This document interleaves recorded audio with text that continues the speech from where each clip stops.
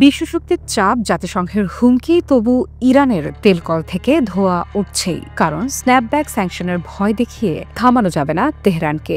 সম্প্রতি ইরানের তেলমন্ত্রী মোহসেন পাকনেজাদ বলেন, স্ন্যাপব্যাক স্যাংশন অবশ্যই তেল বিক্রিতে বাধা তৈরি করতে পারে, কিন্তু ইরান মোটেও হাত পা বাঁধা অবস্থায় নেই। বরং দেশটির অভিজ্ঞতা এতটাই গভীর হয়ে উঠেছে যে কোনো রকম নিষেধাজ্ঞা পাশ কাটিয়ে তেল রপ্তানি চালিয়ে যাওয়া সম্ভব।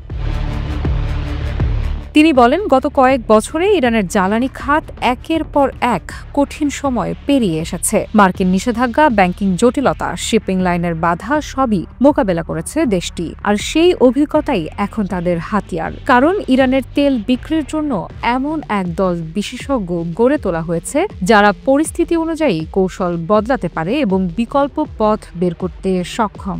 মোহসেন পাকনেজাদের ভাষায়, স্ন্যাপব্যাক অবশ্যই নতুন পরিস্থিতি তৈরি করবে, তবে এতে আমরা থেমে থাকব না। যত বাধাই আসুক, ইরানের রক্ত প্রবাহ চলতে থাকবে।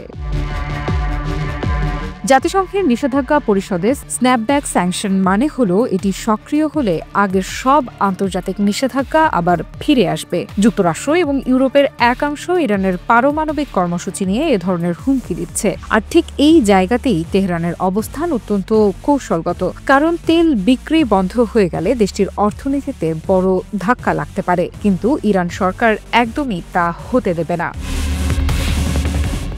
সব মশার বিরুদ্ধে সুরক্ষা দিতে এলো বসুন্ধরা এক্সট্রিম অ্যারোসল, মশার বিরুদ্ধে এক্সট্রিম সুরক্ষা। অন্যদিকে ইরানের তেল উৎপাদনও থেমে নেই। পাকনেজাদ জানিয়েছেন, গত এক বছরে গড়ে প্রতিদিন 1,27,000 ব্যারেল বাড়ানো হয়েছে উৎপাদন সক্ষমতা। আর সপ্তম উন্নয়ন পরিকল্পনা অনুযায়ী আগামী কয়েক বছরের মধ্যেই দেশটির দৈনিক তেল উৎপাদন পৌঁছাতে পারে 4.58 মিলিয়ন ব্যারেলে।